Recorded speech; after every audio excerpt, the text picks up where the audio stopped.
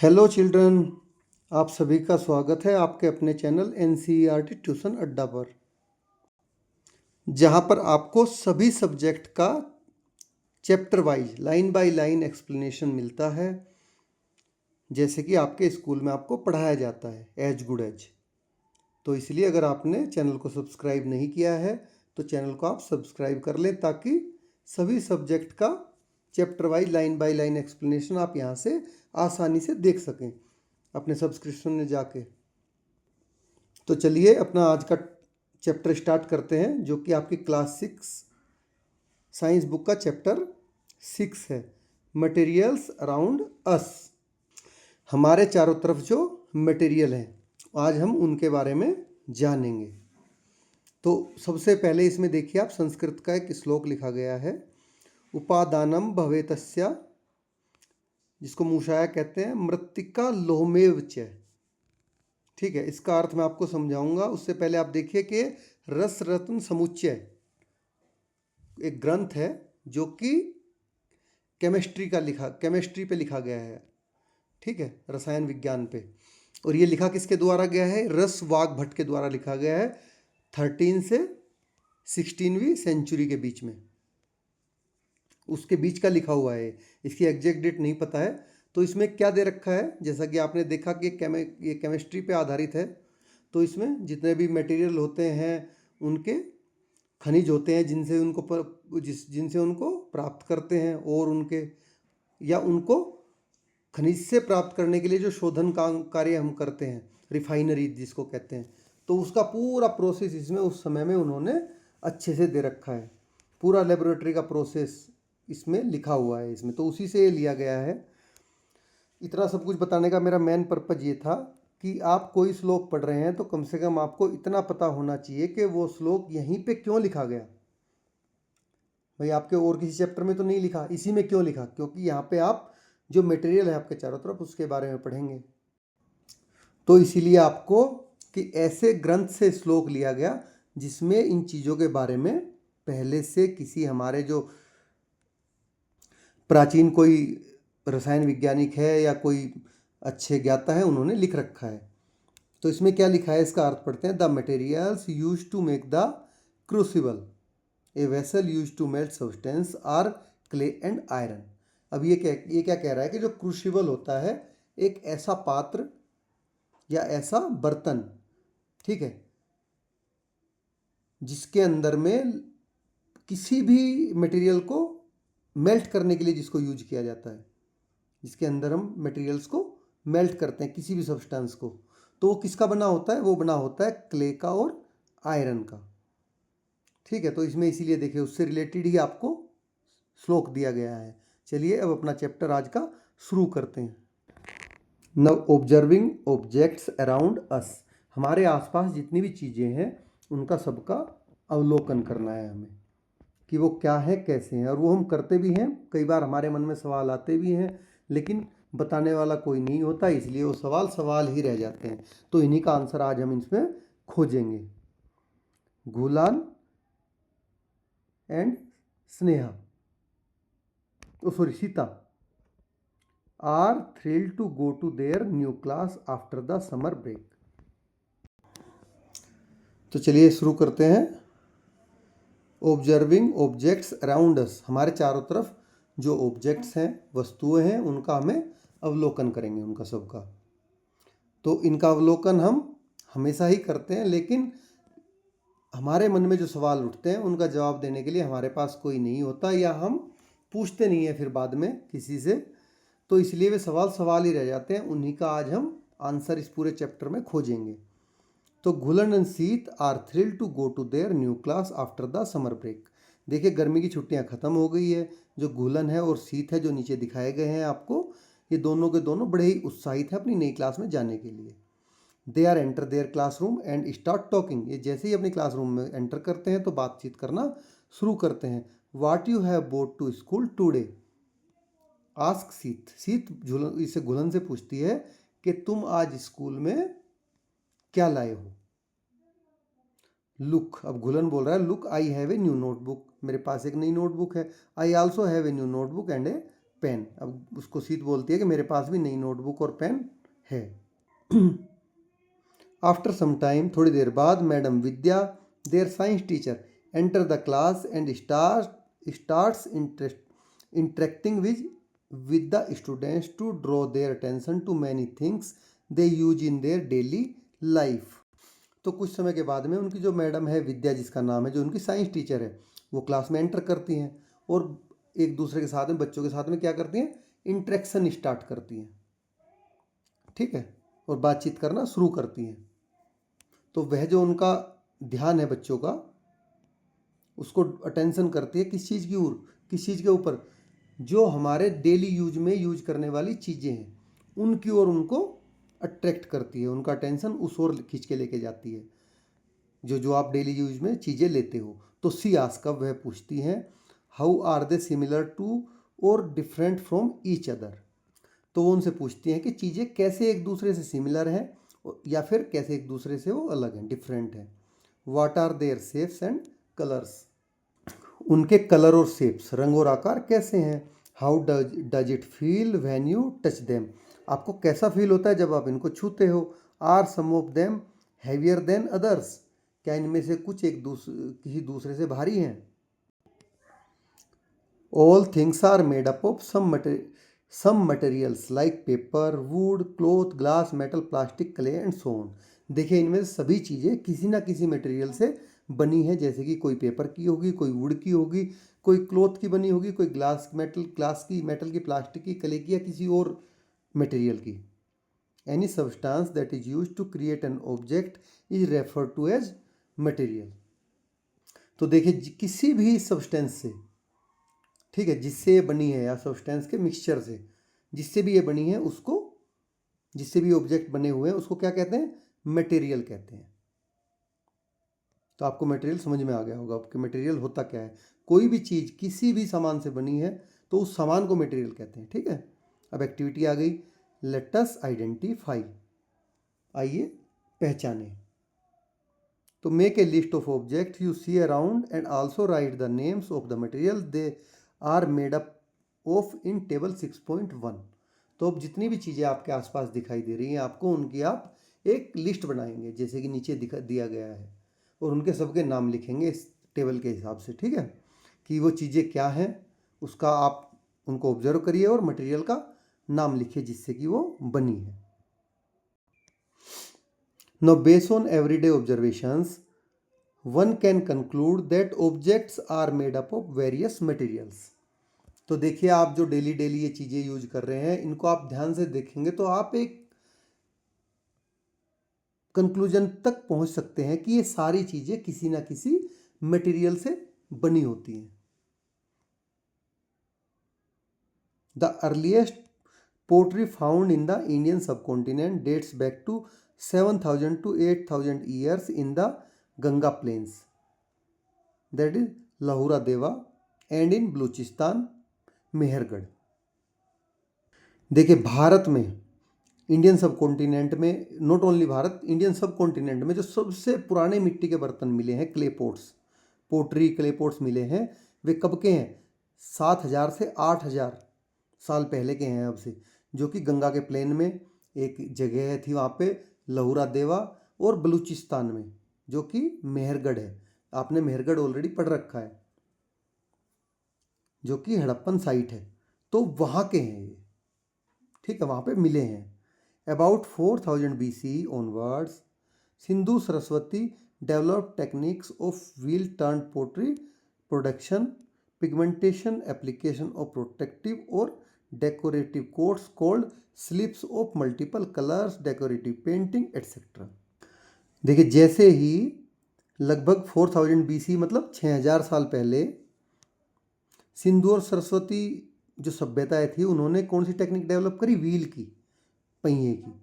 तो उससे क्या हुआ, पोट्री का प्रोडक्शन बहुत ज़्यादा इंक्रीज हो गया, ठीक है, पिगमेंटेशन, उन पे रंगाई का काम शुरू हो गया, एप्लीकेशंस ऑफ प्रोटेक्टिव और डेकोरेटिव कोट, उन पे प्रोटेक्टिव और डेकोरेटिव कोट देखिए दिख रहे हैं आपको, इस तरह के ये प्रोटेक्टिव और डेकोरेटिव कोट भी चढ़ाने उन्होंने स्टार्ट कर दिए, ऑफ मल्टीपल कलर्स, अलग अलग रंग के, तो डेकोरेटिव पेंटिंग भी करनी स्टार्ट करी। इस तरह की बहुत सारी चीज़ें उन्होंने शुरू करी। कब से? जब से व्हील टेक्निक का उन्होंने व्हील टेक्निक डेवलप की कि भाई एक व्हील होता है, व्हील पे आप कुम्हार रहता है, कुम्हार क्या करता है, व्हील पे रख के बनाता है। आपने कभी देखा है पोट्री बनाते हुए कुम्हार को कि वो व्हील होता है, व्हील को घुमाता रहता है और बीच में पोट्री पे काम करता रहता है। अगर आपने नहीं देखा तो एक वीडियो आप देख सकते हैं कि कैसे पोट्री कुम्हार बनाता है हाथ से, कैसे उसको व्हील घुमाते घुमाते शेप देता रहता है। Now these techniques became further sophisticated during the Sindhu Saraswati, also known as Harappan civilization, 2600 to 1900 BC, with a bright red surface painted with black color design displaying geometry, pattern and aquatic and terrestrial animals. तो ये जो techniques थी ये और भी ज़्यादा क्या हो गई, सोफिस्टिकेटेड हो गई। सोफिस्टिकेटेड मतलब परिष्कृत, बहुत ज़्यादा इसमें वो मतलब उन्नति हुई। सोफिस्टिकेशन मतलब बहुत ज़्यादा उन्नति, बहुत ज़्यादा परिष्कृत होगी, बहुत ही बारीकी से और ज़्यादा करने लग गए। हड़प्पन सिविलाइजेशन के टाइम में, जिसको सिंधु सरस्वती सिविलाइजेशन भी कहते हैं हम, 2600 से 1900 BC में। तो जैसे जैसे टाइम बीतता है चीज़ें मोर एंड मोर डेवलप होती जाती हैं, तो ये टेक्निक भी और ज़्यादा डेवलप हो गई। अब क्या हो गया कि with a bright red surface painted with black colour design, जिसपे चमकदार लाल सतह पर इसकी रेड सरफेस पे कैसे करने लग गए, ब्लैक कलर के वो डिजाइन बनाने लग गए। डिजाइन क्या होते थे, ये ज्योमेट्रिकल पैटर्न होते थे आपके, ठीक है, और एक्वेटिक और टेरेस्ट्रियल एनिमल के पिक्चर होती थी। तो वो इतना डेवलप कर चुके थे उस टाइम तक। The clay use for making pot, dishes, bowl and other item was carefully selected and clean sieved, kneaded, turned over a wheel and finally baked in kilns. Baked clay is called terracotta. देखिए इसमें बहुत बड़े बड़े sentence दे रखे हैं, मैं पूरे का आपको एक बार में अच्छे से हिंदी में अनुवाद करके बता देता हूँ, आप उसको अच्छे से सुन लेना। तो इसमें दे रखा है कि जो हंडियाँ होती हैं, थाली होती हैं, कटोरे होते हैं या और कई सारी चीज़ें होती हैं, उनको बनाने के लिए वो क्या करते थे, जिस मिट्टी का यूज करते थे क्ले का, वो उसका चुनाव बड़ा ही केयरफुली करते थे, सिलेक्शन, ठीक है। उसको फिर साफ करते थे, फिर उसको छन्नी में छान करके वो गूंथते थे, उसमें मिट्टी डाल के, उसको मिट्टी डाले गूंथेंगे, सॉफ्ट करेंगे तभी तो उसका बनेगा पोट। फिर क्या करते थे, उसको पहिया पे रखकर घूमते हुए पहिया पे रखकर उसको आकार शेप देते थे, वो जिस शेप का उनको पोट्री चाहिए होती थी। और लास्ट में उसको क्या करते थे, भट्टियों में, गर्म आग की, जिसमें आग जलती थी, भट्टियाँ होती थी, उसमें उसको पका के टाइट करते थे। तो इस तरह जो पकी हुई मिट्टी होती थी उसको क्या कहते थे, उसको बोलते थे terracotta. Pots were use for various purposes from cooking to storage of food grains, oil, ghee and so on. अब बर्तन बनाए हैं तो बर्तनों का यूज भी करेंगे, तो यूज इनका क्या करते थे, वो फूड मेकिंग में करते थे, खाना पकाने के लिए। उसमें अनाज रख लेते थे, अपना तेल घी रख लेते थे, इनका भंडारण कर लेते थे। और भी कई तरह के उनके अलग अलग तरह के प्रयोजन हो सकते थे जिनको वो यूज में ले सकते हैं। वो आप सोच सकते हैं कि बर्तनों को किस किस, क्ले पॉट्स को किस किस यूज में वो ले सकते होंगे। Some very large storage jars and other pottery items are exhibited at the National Museum, New Delhi. जो उस टाइम के मिले हुए बहुत बड़े बड़े लार्ज स्टोरेज के जार्स हैं और दूसरे अदर पोट्री आइटम्स हैं, उनको क्या रख रखा है, अपने नेशनल म्यूजियम नई दिल्ली में प्रदर्शनी के लिए रख रखा है कि लोग उसको, जो वहाँ जाता है वो कम से कम देख पाए कि देखिए ऐसे क्ले पॉट्स हमारे इंडिया में आज से 6-7-8 हज़ार साल पहले बनते थे। तो इतनी टेक्निक हमारी उस टाइम पे डेवलप थी। ये हमारे इंडिया के, जो एंशियंट इंडिया है, उसकी रिचनेस को रिप्रेजेंट करता है कि उस समय में लोग कितने बुद्धिमान और कितने ज्ञानी थे। Now let us explore materials further. चलिए मटेरियल्स को और ज़्यादा जानते हैं। How to group materials. तो देखिए हर चीज़ में आता है कि आप अब मटेरियल्स को ग्रुप्स में कैसे डिवाइड करेंगे। तो इसके लिए एक्टिविटी है let us group. Group the object shown in figure based on any common property such as shape, color, hardness, softness, shine, dullness, materials they are made up of। तो जो नीचे आपको ये ऑब्जेक्ट्स दिखाए गए हैं, वस्तुएं दिखाई गई हैं, इनको आप इनके किसी भी गुण से, ठीक है, जो इनमें कॉमन हो प्रॉपर्टी से, तो उसके हिसाब से, चाहे वो शेप में हो, कलर में हो, हार्डनेस में हो, सॉफ्टनेस, साइन में, किसी भी एक में, उसके हिसाब से आप इनको ग्रुप्स में डिवाइड करें। No which property did you use to group the object in activity 6.2। तो आपने बताइए कि इन जो ऊपर दिए गए थे मटेरियल ऑब्जेक्ट्स, इनको ग्रुप में डिवाइड करने के लिए किस प्रॉपर्टी को चूज किया है। Did your friends group objects based on similar property. क्या आपके जो फ्रेंड के दूसरे ग्रुप्स हैं, उन्होंने भी सिमिलर प्रॉपर्टी को चूज किया है इनको ग्रुप करने के लिए। What did you learn from this activity. और इस एक्टिविटी से आप क्या सीखे। तो आप पाओगे you must have notice that, चलो आगे इसमें लिखा हुआ है कि आप क्या नोटिस करोगे। Object can be made from different materials and some materials can be use to make more than one object. तो ऑब्जेक्ट क्या है, अलग अलग मटेरियल से बने हुए हैं, और एक ही मटेरियल से कई तरह के ऑब्जेक्ट भी बनाए जा सकते हैं। जो इनमें यहाँ पे है भी एक ही मटेरियल से बने हुए कई तरह के ऑब्जेक्ट भी। The method of arranging the object into group is called classification. तो जो आप इनको ऑब्जेक्ट्स को ग्रुप में डिवाइड कर रहे हो, इस मेथड को क्या बोलते हैं, क्लासिफिकेशन बोलते हैं। Objects can be classified on the basis of A common property that they have. तो जब आप किसी चीज़ को भी क्लासिफाइड करोगे, किसी भी ऑब्जेक्ट को, तो उसको किस बेस पे करोगे, उसकी कॉमन प्रॉपर्टी, उसमें कुछ तो उनमें ऐसा कॉमन होना चाहिए, या किसी कॉमन मटेरियल हो जिससे वो बने हो, या उनकी शेप हो, या साइज हो, या उनका यूज हो कॉमन, कि भाई ये सारे चीज़ें इस यूज में आती हैं, इसलिए मैंने इसको इस ग्रुप में रखा है। तो similarly we can easily we can classify materials based on certain properties. तो इस तरह से हम कुछ सर्टेन प्रॉपर्टी के हिसाब पर चीज़ों को ग्रुप कर सकते हैं, क्लासीफाई कर सकते हैं अलग अलग ग्रुप में। देखिए अब फिर एक्टिविटी आई है लेट अस थिंक। आइए विचार करें। Let us think what materials we can use to make a tumbler. तो अब आप सोचिए कि ग्लास को बनाने के लिए, टम्बलर को, आप किन किन मटेरियल्स को यूज करेंगे, ठीक है। और उन मटेरियल्स का fill the name of the materials use in the space provided in figure. तो जो फिगर में ये स्पेस दिए गए हैं, इनमें आप उन मटेरियल्स के सबके नाम लिखिए कि आप एक गिलास को, टम्बलर को किस किस मटेरियल से बना सकते हैं। Would it be a good idea to use paper like materials for making cooking utensils. अब आप सोचिए खाना पकाने के लिए जो हम बर्तन यूज करते हैं, उनको बनाने के लिए क्या आप पेपर जैसा कोई मटेरियल लोगे, तो क्या उसका यूज करना कोई अच्छा थॉट होगा, अच्छा आइडिया होगा? नहीं, बिल्कुल नहीं, क्योंकि उसको जैसे ही आप गैस आग पे रखोगे वो जल जाएगा। Why can not a tumbler made of cloth be use for storing water. तो अब बोल रही है कि आप टम्बलर को क्लॉथ का क्यों नहीं बना सकते। अब क्लॉथ का बनाओगे तो क्लॉथ में पानी रुकेगा नहीं। ग्लास को जनरली हम किसके लिए यूज करते हैं, किसी लिक्विड के लिए।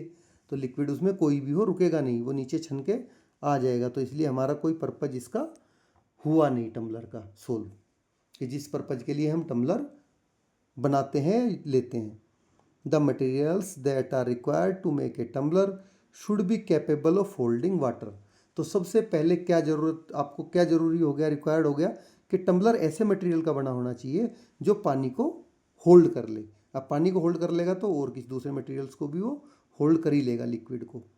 तो what decides which material should be use for making an object. तो अब ये डिसीजन कैसे लिया जाए, ये डिसाइड कैसे किया जाए कि किसी चीज़ को बनाने के लिए हमें कौन सा मटेरियल लेना है। We choose a material to make an object depending on its properties and the purpose for which the object is to be used. तो इसका मतलब क्या हुआ, हम किसी भी चीज़ को, ऑब्जेक्ट को जब बनाते हैं, तो हम ऐसे मटेरियल को चूज करते हैं जिसके जो प्रॉपर्टीज होती हैं उससे जो हमारा अल्टीमेट पर्पज है वो सोल्व हो जाए, ठीक है। तो उस तरह की हम मटेरियल का यूज करते हैं। अगर आपको एक टम्बलर बनाना है तो टम्बलर के लिए आप ऐसा मटेरियल लोगे जिसमें पानी को विदहेल्ड करने की कैपेबिलिटी हो, ना कि पानी उसमें से नीचे निकल जाए। तो ये जस्ट एक पानी का एग्जाम्पल था। किसी भी चीज़ के लिए, आप किसी दूसरी चीज़ के लिए भी बनाओगे तो ऐसा ही मटेरियल यूज लोगे कि आपका जिससे जो भी उससे प्रयोजन है वो सिद्ध होता हो। We may use different materials for making different parts of an object. तो हम किसी भी ऑब्जेक्ट के अलग अलग पार्ट को बनाने के लिए भी अलग अलग मटेरियल यूज कर सकते हैं।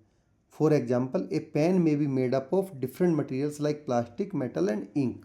तो जैसे आपका पेन है, पेन किसी भी एक मटेरियल से बना के आपका पर्पस सोल्व नहीं हो पाएगा।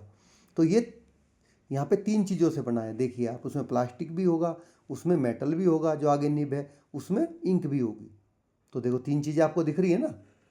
तो इसीलिए आप एक ही चीज़ को कई सारे मटेरियल्स को अपनी ज़रूरत के हिसाब से मिक्स करके या उनको अलग अलग यूज करके भी बना सकते हैं। तो सीत पूछ रहे हैं, why are different materials use for making balls for various sports. अलग अलग खेलों के लिए जो बॉल बनती है उसके लिए मटेरियल्स अलग अलग क्यों चूज किया जाता है, क्यों यूज किया जाता है। कैन ए क्रिकेट बॉल भी यूज टू प्ले टेनिस। क्या जो क्रिकेट की बॉल है उसका यूज हम टेनिस खेलने के लिए भी कर सकते हैं। तो चलिए इन दोनों के क्वेश्चंस के आंसर अब जानते हैं आगे। देखिए ये तो आप सब भी जानते हो, क्रिकेट की बॉल से आप टेनिस नहीं खेल सकते हैं, बट उसके पीछे रीजन क्या है ये आपको यहाँ पता चलेगा। वो आपको एक कॉमन सेंस से पता है कि भाई ठीक है, क्रिकेट की बॉल क्रिकेट खेलने के लिए यूज करते हैं, टेनिस की बॉल टेनिस खेलने के लिए यूज करते हैं। वो आपको एक उससे पता है ना, कॉमन सेंस से। बट अब उसके पीछे रीजन क्या है, वो रीजन आपको जब आप इसको अच्छे से पढ़ेंगे, समझेंगे एक्टिविटीज़ को, तब आपको पता चलेगा। इसीलिए आपकी बुक्स में एक्टिविटी ज़्यादा दी गई है ताकि आप चीज़ों को बड़ी ही बारीकी से समझें और खुद से आप करके जानें कि कोई चीज़ होती कैसे है। ये इसको एक्टिविटी वाले पार्ट्स को एक साइंटिफिक अप्रोच बोलते हैं, जो कि बड़ा ही अच्छा इनिशिएटिव है एनसीईआरटी द्वारा, जो आप लोगों को सिखाने के लिए नई बुक्स के द्वारा प्रेजेंट किया गया है। तो एक्टिविटी 6.4 लेट अस एक्सप्लोर, आइए खोज करें। Figure 6.3 illustrates a variety of ball that are of the same size by made up of different materials। तो जो नीचे आपको बॉल दिखाई गई है सारी सेम साइज की हैं और बट इनके मटेरियल्स डिफरेंट हैं। Take each ball and drop it from a fix height. आप हर एक बॉल लीजिए बारी बारी और उसको एक पर्टिकुलर फिक्स हाइट से छोड़ दीजिए। Note the height to which the ball bounce and record it in table. अब जितना वो दूसरे उछल के ऊपर आ रही है उनके सबको आप रिकॉर्ड करिए कि कौन सी कितनी ऊपर उछल रही, बाउंस बैक कर रही है। Identify the ball that achieve the highest bounce. अब आप इनमें से आइडेंटिफाई करिए कि कौन सी बॉल सबसे ज़्यादा बाउंस बैक कर रही है।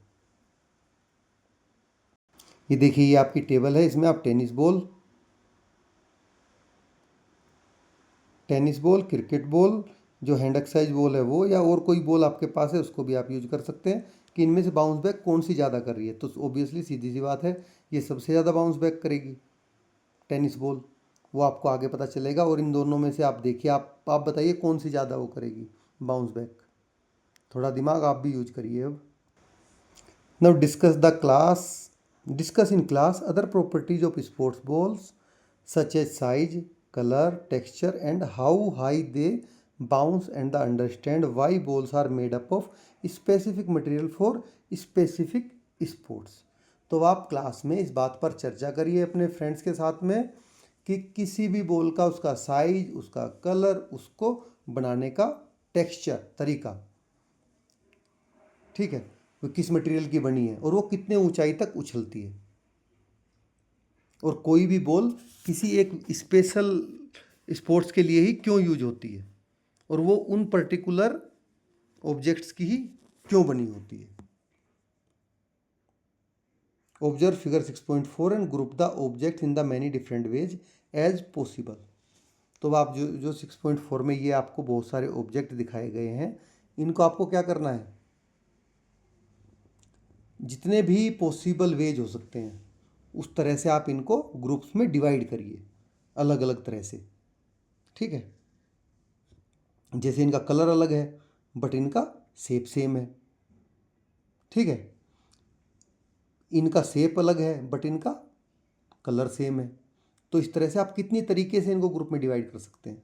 तो आप सोचिए, you might have grouped these objects according to their shapes और बाय देयर कलर और material they are made up of. और थर्ड चीज़ क्या हो सकती है कि किस मटेरियल के बने हैं, उसके हिसाब से भी आप कर सकते हो, जो जैसे मैंने बताया। तो we have learn that materials may be classified on the basis of their properties. तो हमने ये चीज़ को लर्न किया है, सीखा है कि जो ऑब्जेक्ट्स होते हैं, मटेरियल्स होते हैं, उनको उनकी प्रॉपर्टीज के हिसाब से क्लासीफाई किया जाता है। क्लासीफाइड किया है, क्लासीफाई का आप पढ़ चुके हो कि क्या होता है, मतलब क्लासिफिकेशन, उसी का क्लासीफाइड है। For example, in the kitchen we usually store things in such a manner where similar utensils are placed together. तो देखिए, इसके लिए आप एक एग्जाम्पल ले सकते हैं। जैसे आप घर की रसोई में जनरली हम एक जैसे बर्तनों को एक साथ रखते हैं, कटोरी एक साथ रखते हैं, प्लेट एक साथ रखते हैं, चम्मच एक साथ रखते हैं, ऐसे ही रखते हैं ना सब। सिमिलरली एक grocer usually keep all types of spices in one corner, pulse and grains in another corner and so on. तो इसी तरह से जो एक ग्रोसर होता है, जनरल स्टोर वाला, वो भी अपनी दुकान में स्पाइसेस को एक तरफ रखेगा एक कॉर्नर में, पल्स को दूसरी जगह रखेगा, ग्रेन्स को तीसरी जगह रखेगा, उनको मतलब अलग अलग जगह रखेगा कि उसको आसानी रहे कि हाँ यहाँ पे भाई ये चीज़ का कॉर्नर है। You may also visit any chemist shop and inquire about how medicine are arrange. तो आप किसी मेडिकल स्टोर पे जाते हैं, वहाँ जाके भी आप उनसे एक बार पूछ सकते हैं, कोई सब हर कोई बता देगा कि आप इनको किस किस क्वालिटी के हिसाब से अरेंज करते हो। तो आपका अरेंजमेंट का इसका लॉजिक क्या है। Now what are the different properties of materials. तो अब जानेंगे कि जो मटेरियल्स हैं जो हम यूज करते हैं किसी भी ऑब्जेक्ट को बनाने के लिए, उनके अलग अलग प्रॉपर्टीज क्या हैं। तो let us learn some more properties of material. चलिए मटेरियल्स की कुछ और प्रॉपर्टीज को जानते हैं। Observe and identify appearance of materials. तो सबसे पहले क्या ऑब्जर्व करेंगे हम? ऑब्जर्व और आइडेंटिफाई करेंगे मटेरियल्स का अपीयरेंस, उनका स्वरूप कैसा होता है, अपीयर देखने में हमें कैसे दिखते हैं। तो materials often look different from each other. तो देखने में हमें मटेरियल एक दूसरे से अलग दिखते हैं generally, ऑफनली। Freshly cut would which is unpolished has a distinct appearance quite different from that of iron. तो अगर आप तुरंत के तुरंत एक ताज़ी कटी हुई लकड़ी है उसको देखोगे तो लोहे से वो बिल्कुल ही अलग होती है। जो बिना पॉलिश की हुई ताज़ी आपने लकड़ी काटी, उसका अपीयरेंस बिल्कुल ही अलग होता है लोहे से। Similarly iron looks different from copper और एल्यूमिनियम। इसी तरह जो लोहा होता है वो कॉपर से और एल्यूमिनियम से अलग दिखता है हमें। However there might be some similarities among iron, copper and aluminium that make them different from wood. लेकिन इसके अलावा भी जो लोहा है, आयरन है, कॉपर है, एल्यूमिनियम है, उसमें कुछ सिमिलरिटीज हो सकती हैं जो उन्हें लकड़ी से अलग बनाती हैं। और वो आपको दिमाग में आ भी गई होंगी कि वो क्या सिमिलरिटी है जो लकड़ी से आयरन को, कॉपर को और एल्यूमिनियम को अलग बना के एक ग्रुप, डिफरेंट ग्रुप में प्लेस करती है। तो चलिए उसको जानते हैं। Let us do a strong challenge. अब आपको क्या करना है? सॉरी, मैं कुछ और पढ़ गया। Let us do a sorting challenge. आपको क्या करना है? चीज़ों को अलग अलग छांटना है। Collect small pieces of paper, cardboard, wood, chalk, copper wire, aluminium foil and any article made up of brass, bronze, steel etcetera. तो आपको क्या करना है? स्मॉल पीसीस को कलेक्ट करना है। किस किस के स्मॉल पीसीस कलेक्ट करोगे आप? पेपर के, कार्डबोर्ड के, वुड के, चौक के, कॉपर वायर के, एल्यूमिनियम फॉयल के और किसी अदर के, जैसे कि ब्रास हो, ब्रोंज हो, स्टील हो या कोई और मेटल हो। इस तरह से आप डिफरेंट डिफरेंट मतलब मटेरियल, डिफरेंट मटेरियल होने चाहिए जिनके आप छोटे छोटे पीस कलेक्ट करोगे। तो take a look at the pieces you have collected. तो जो आपने कलेक्ट किए हैं उनको आप अच्छे से देखिए। Do any of these material shine when light fall on them. क्या इनमें से कोई भी ऐसा मटेरियल है जो लाइट गिरने पर उनमें वो चमकता है? Observe their texture with rough और smooth, colour and other noticeable features and record your observation in the notebook. अब उनमें से आपको देखना है कि इनमें से क्या किसी का टेक्सचर ऐसा है जो कि चमकदार हो, जिसमें आपको चमक दिखती हो। तो इन चीज़ों को आप नोट या कोई और फीचर हो जिसको आप कलर को या किसी और फीचर को जिसको आप नोटिसेबल कर सकते हैं, मतलब जो आपको आंखों से दिख रहा है, तो उन सारी ऑब्जर्वेशन को आप नोटबुक में रिकॉर्ड करेंगे। Now group the collected pieces based on their appearance. अब वो देखने में कैसे हैं, कैसे दिखते हैं आपको, उसके हिसाब से आप इनको क्या करोगे, अलग अलग करके ग्रुप करोगे, विभाजित करोगे। Material that typically have shiny surface are said to have a lustrous appearance. तो जिन भी मटेरियल की जो सरफेस होती है वो अगर शाइनी है तो उनको उनमें क्या होता है, उनका जो अपीयरेंस होता है देखने में हमें कैसा दिखता है, उनका स्वरूप लस्ट्रस दिखता है। ठीक है, जिसकी भी किसी की भी मटेरियल की शाइनी सरफेस होती है। तो such material with lustre are usually metals. तो जितने भी ऐसे मटेरियल हैं वो क्या हैं, जिनमें आपको लस्टरस अपीयरेंस हो, उनको क्या कहते हैं, यूजुअली मेटल कहते हैं।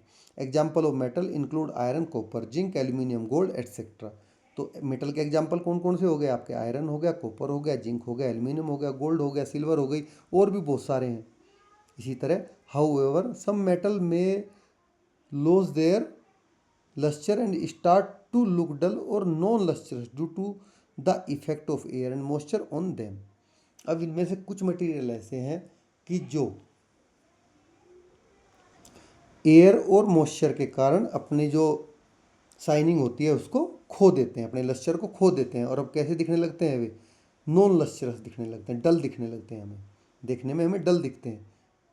ठीक है, तो किसके कारण हुआ, एयर और मॉइस्चर के इफेक्ट के कारण। As a result we often notice the lustre only on their freshly cut surfaces. लेकिन हम इसको एक रिजल्ट के रूप में भी देख सकते हैं, किसी भी चीज़ को जब आप किसी सिरे से फ्रेशली काटते हो तो एक बार तो उसमें लस्टर आपको दिखता ही दिखता है, चमक आपको फ्रेशली कट सरफेस में दिखती ही है।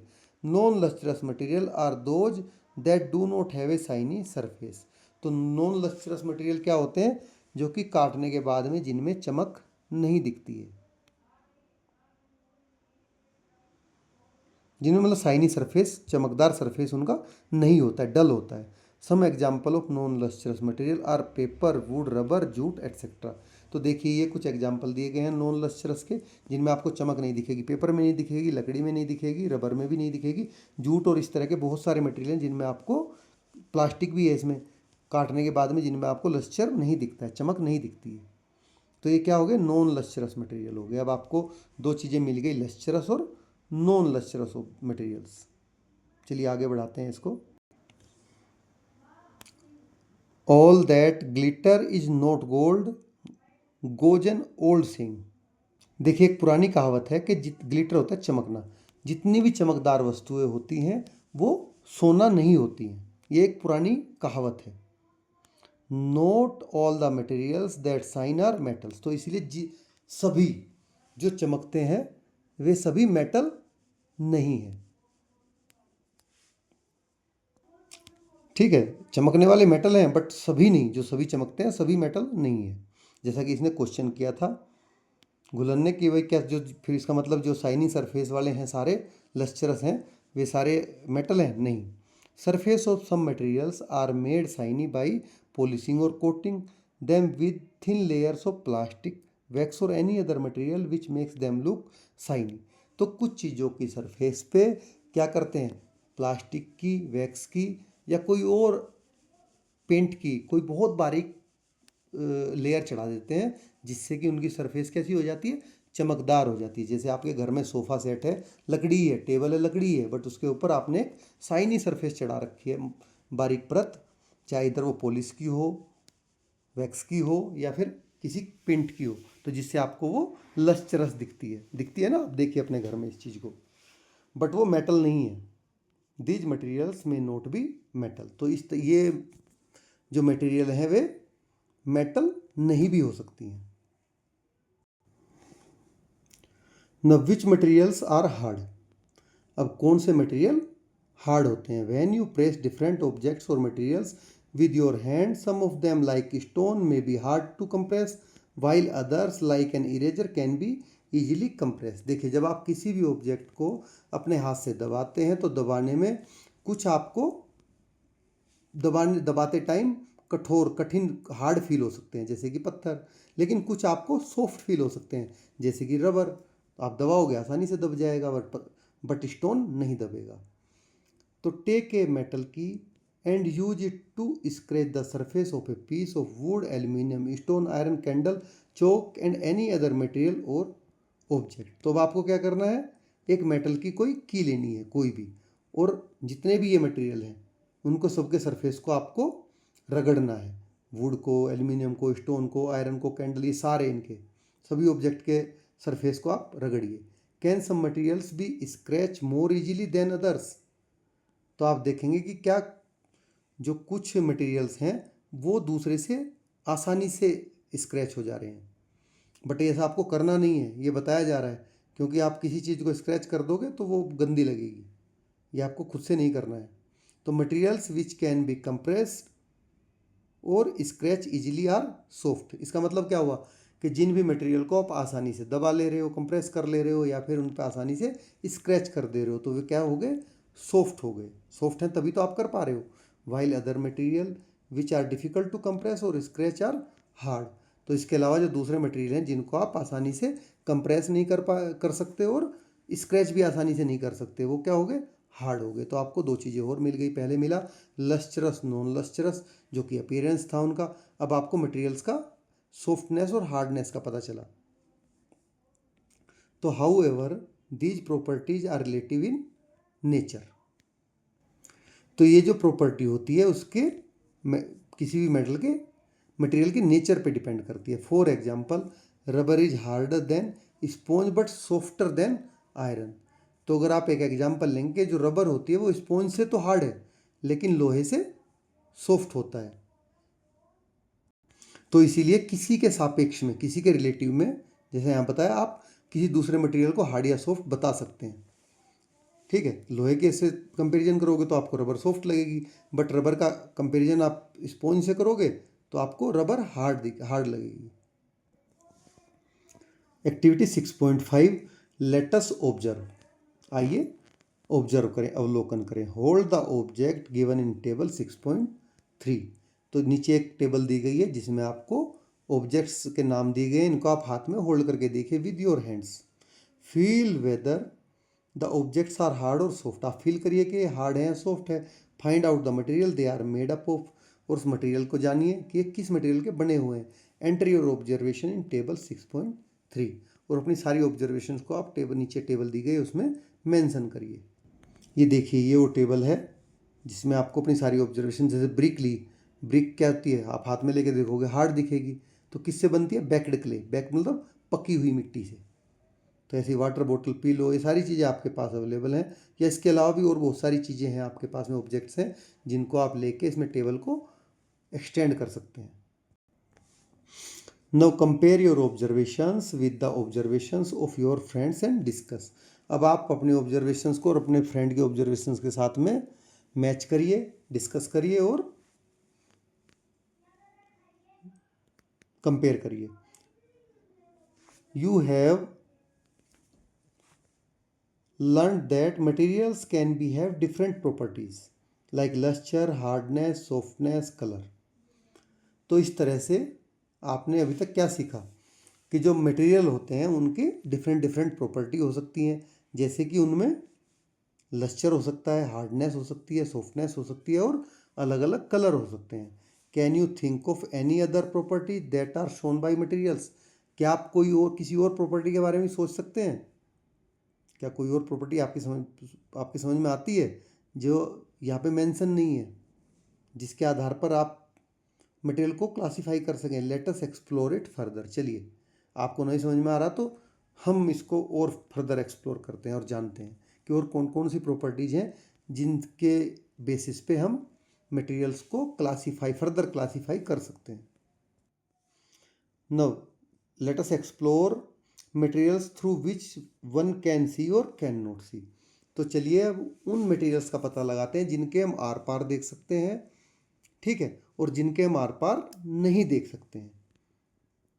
तो घुलन, Sita and Sara are playing hide and seek with their friends, जो कि आपने भी खेला होगा। अब ये तीनों के तीनों अपने दोस्तों के साथ में क्या खेल रहे हैं, हाइड एंड सीक खेल रहे हैं। घुलन हाइड बिहाइंड ए वॉल, घुलन कहाँ छिप जाता है? दीवार के पीछे। सीत hide behind a big tree in garden, वो कहाँ छुप जाती है? गार्डन में बिग ट्री के पीछे छुप जाती है। While Sara hide behind a frosted glass door which has a hazy surface. अब सारा कहाँ छिपती है? एक ऐसे ग्लास के डोर के पीछे छिपती है जिसमें क्या है? जिसकी सतह धुंधली है। हैजी मतलब धुंधली सरफेस है। Now Seeta's younger brother can see all of these happening through a glass window of his house. अब उनको सबको ये खेलते हुए, छुपते हुए, ये करते हुए क्या है कि जो सीत का छोटा भाई है वो ग्लास विंडो से देख रहा होता है, जैसा कि आपको पिक्चर में नीचे दिखाया गया है। The materials through which things can be scene clearly और कॉल्ड ट्रांसपेरेंट। तो जिन चीज़ों के हम, जिन मटेरियल्स के हम आर पार आसानी से देख सकते हैं, क्लियरली विजिबल, उनको क्या कहते हैं? हम ट्रांसपेरेंट कहते हैं। ये ट्रांसपेरेंट की डेफिनेशन हो गई, ठीक है। न glass, water, air, cellophane paper etcetera are some example of transparent material. तो ये जो दिए गए हैं, जैसे ग्लास होता है, वाटर होता है, एयर होता है, सेलफोन पेपर होता है, या और कई सारी चीज़ें इस तरह के जिनमें हम आर पार देख सकते हैं, ये ट्रांसपेरेंट मटेरियल के एग्जाम्पल्स हैं। ठीक है, चलिए अब आगे पढ़ते हैं। वाई डिड घुलन, Sita and Sara choose these places to hide. अब आप क्या क्या सोच रहे हैं कि जो घुलन ने, सीत ने, सारा ने छिपने के लिए इन्हीं जगहों को क्यों चूज किया? Do you think it would be possible for Sita's brother to see her and her friend through a close wooden window of the house? तो क्या आप ऐसा सोचते हैं कि जो घुलन का भाई, सीत का छोटा भाई उनको देख रहा है ग्लास विंडो से, अगर इस ग्लास की जगह पे वुडन विंडो होती घर में तो क्या तब भी वो ऐसे ही देख पाता इनको? नहीं, तब वो उनको नहीं देख पाता, क्योंकि वुडन ट्रांसपेरेंट नहीं होता है। तो there are many materials through which you are not able to see at all. तो ये देखिए, बहुत सारे ऐसे मटेरियल हैं जिनके आर पार आप बिल्कुल नहीं देख सकते। तो these materials are called opaque. तो इन मटेरियल को क्या कहते हैं? ओपेक कहते हैं। यहाँ से लेके यहाँ तक आपकी ओपेक की डेफिनेशन होगी कि वो मटेरियल जिनके आप आर पार नहीं देख सकते हैं उनको ओपेक कहते हैं, अपारदर्शी। तो wood and cardboard are material and metals are example of opaque materials. तो अब देखिए, जो वुड हो गई, लकड़ी हो गई, कार्डबोर्ड हो गया, मेटल्स हो गए, और कई सारी चीज़ें हैं जो कि ओपेक मटेरियल का एग्जाम्पल हैं, क्योंकि इनके आर पार आप नहीं देख सकते हैं। The materials through which object can be seen but not clearly are known as translucent. ये हो गई आपकी ट्रांसलूसेंट की डेफिनेशन। तो वे मटेरियल जिनके आर पार आप देख तो सकते हैं पर क्लियरली नहीं, मतलब साफ नहीं देख पा रहे, आपको बाहर का दिख रहा है बट साफ नहीं दिख रहा है क्या, तो उनको क्या कहते हैं? ट्रांसलूसेंट कहते हैं। जैसे कि बटर पेपर होता है and frosted glass are example of translucent materials. तो देखिए, आपके घर में भी टिंटेड ग्लास होंगे कुछ, ग्लास, इसके ग्लास मटेरियल के, या फिर बटर पेपर होता है। बटर पेपर के आप आर पार देखोगे, आपको दिखेगा तो आर पार, बट वो क्लियर नहीं दिखेगा कि सामने है क्या। तो इनको क्या बोलते हैं? ट्रांसलूसेंट। तो तीन तरह के मटेरियल हो गए, आपने अब तीन तरह से उनको और कैटेगराइज कर लिया, जिसमें पहला होता है ट्रांसपेरेंट, जिसके आप आर पार देख सकते हो। दूसरा होता है ओपेक, जिसके आप बिल्कुल आर पार नहीं देख सकते। तीसरा होता है ट्रांसलूसेंट, जिसके आप आर पार तो देख सकते हो बट क्लियरली नहीं देख सकते। Now look at the figure, identify and label the nature of materials use by Ghulan, Seeta, Sara and Sita's brother. अब आप इसको देखिए और वो किस किस नेचर के मटेरियल के पीछे छिपे हैं, आपको इसमें बताना है कि ट्रांसपेरेंट के पीछे छिपे हैं, ओपेक के पीछे छिपे हैं, ट्रांसलूसेंट के पीछे छिपे हैं, वो आपको बताना है। तो देखिए, अब एक्टिविटी आई, लेट अस क्लासीफाई। अब classify the following objects as transparent, translucent और ओपेक। अब इन आइटम्स को आप ट्रांसपेरेंट, ट्रांसलूसेंट और ओपेक में कैटेगराइज करिए।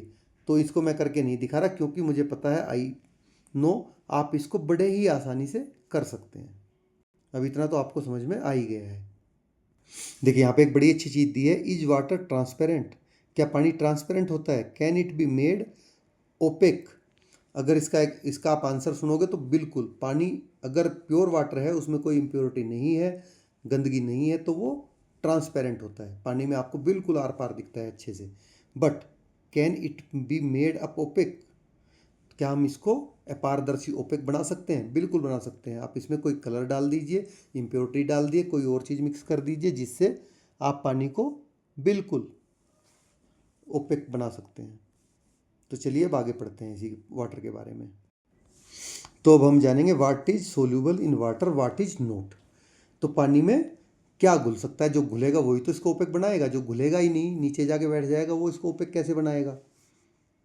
जैसे आपने रिवर्स में देखा होगा, अगर पानी साफ सुथरा है या कहीं पौंड में, तो नीचे आपको पत्थर दिखेंगे। अगर पत्थर उसमें घुल पाते तो वो उसको ओपेक बना देते, लेकिन पत्थर घुलते ही नहीं उसमें, तो नीचे जाके बैठ जाते हैं। पानी एज इट इज ट्रांसपेरेंट रहता है। तो now Ghulan was sweating when he came home after playing in the evening. अब जब शाम को खेल के घुलन घर आया, तो घुलन को क्या पसीना आ रहा है, स्वीटिंग हो रही है। He was feeling tired and thirsty, अब वो थका हुआ और प्यासा महसूस कर रहा है। Ghulan's mother mix a spoon full of sugar, a pinch of salt and some lemon juice in a glass tumbler of water and offered him these shikanji that lemonade to drink. तो ये सिकंजी आप सभी ने पी होगी। सिकंजी में क्या मिलाते हैं? जो घुलन की मदर है उन्होंने उसको, उसमें चीनी डाली, एक गिलास पानी में चीनी डाली, थोड़ा सा नमक डाला, लेमन का जूस डाला और मिक्स करके उसको सिकंजी बना के दे दी पीने के लिए।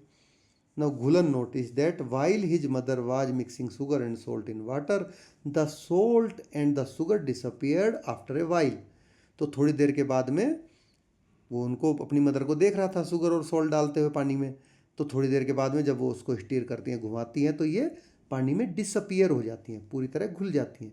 Late us try a simple activity to explore how different materials behave when we mix them in water. तो चलिए अब हम इस एक एक्टिविटी करके इसका भी पता लगा लेते हैं कि जब हम किसी चीज़ को पानी में क्या करते हैं, मिक्स करते हैं, तो वो कैसे बिहेव करता है। Activity 6.7 let us explore. Collect small amount of sugar, salt, chalk powder, sand and sawdust. आपको थोड़ी सी अमाउंट में चीनी, नमक, चॉक पाउडर, रेत और क्या लेना है, सोडस्ट होता है लकड़ी का बुरादा, लकड़ी का चूरा लेना है। Take 5 glass tumbler and fill them about 2/3 with water.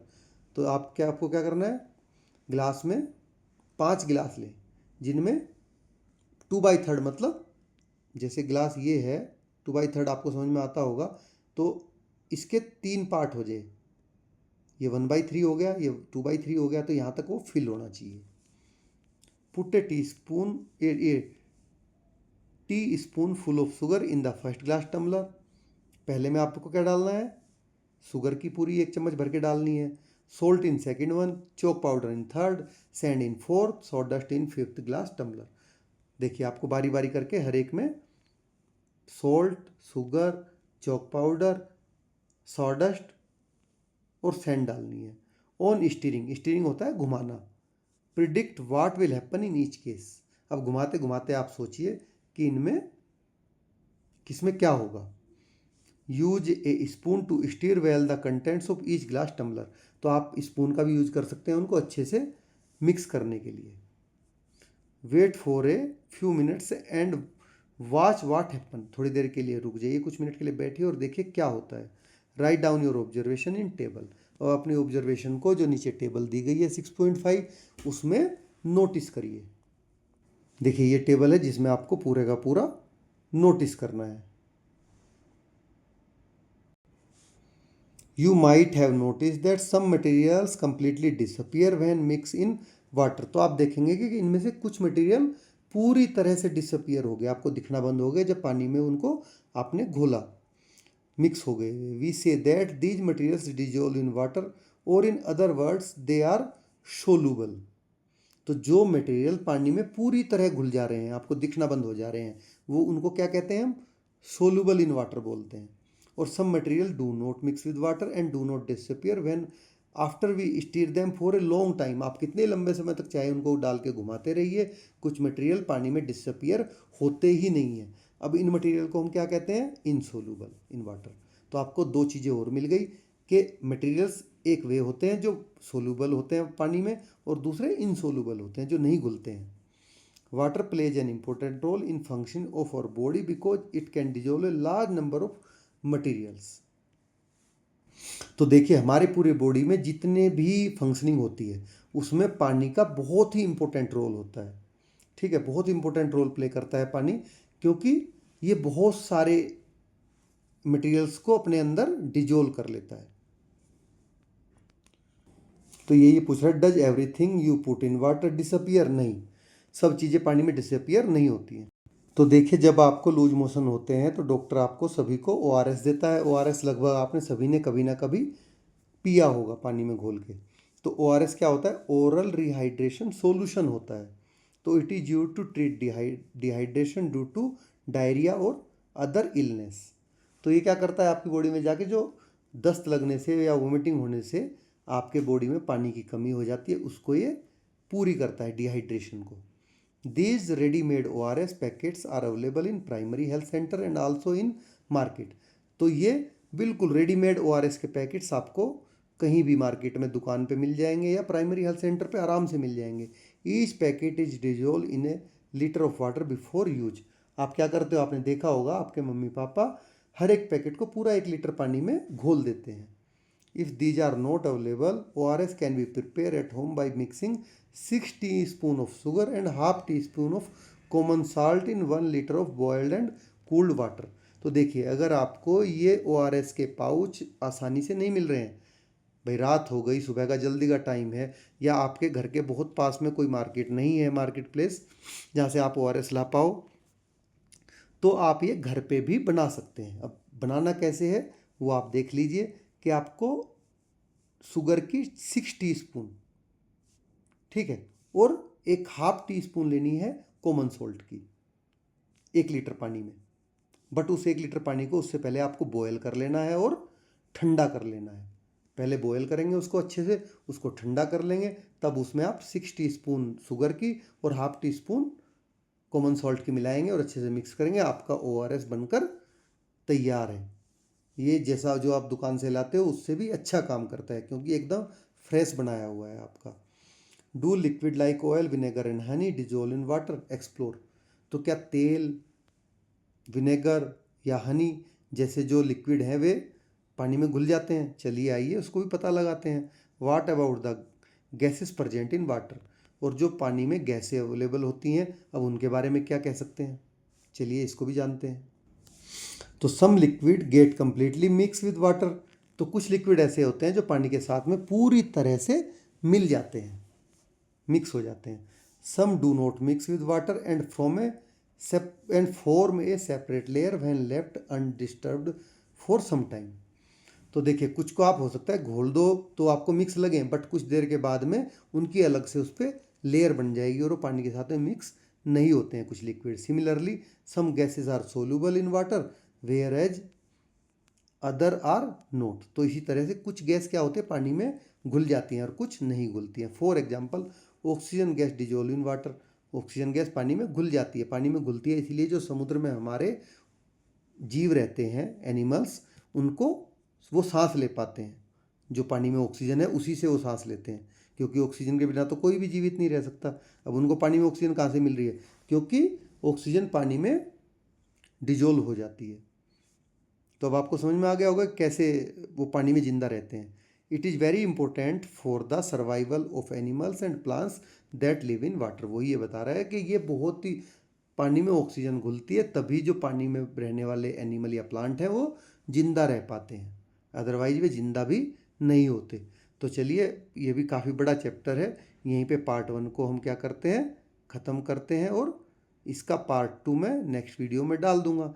तो सेम आपने अगर चैनल को सब्सक्राइब नहीं किया है तो सबसे पहले आप सब्सक्राइब कर लें, ताकि आपको हर सब्जेक्ट की क्लास, चैप्टर वाइज क्लास एक ही जगह मिल जाए। आपको केवल अपने सब्सक्रिप्शन बॉक्स में जाना है और सब्सक्रिप्शन बॉक्स में जाके माई ये NCERT ट्यूशन अड्डा पे क्लिक करना है। तो आपको उसमें मैंने हर क्लास, हर सब्जेक्ट की अलग अलग सब्जेक्ट वाइज क्लासेस डाल रखी हैं प्लेलिस्ट में। प्लेलिस्ट में जाके आप आराम से सभी क्लास को कर सकते हैं, पार्ट 1 हो, पार्ट 2 हो, कितने भी पार्ट हो। तो थैंक यू फॉर वॉचिंग।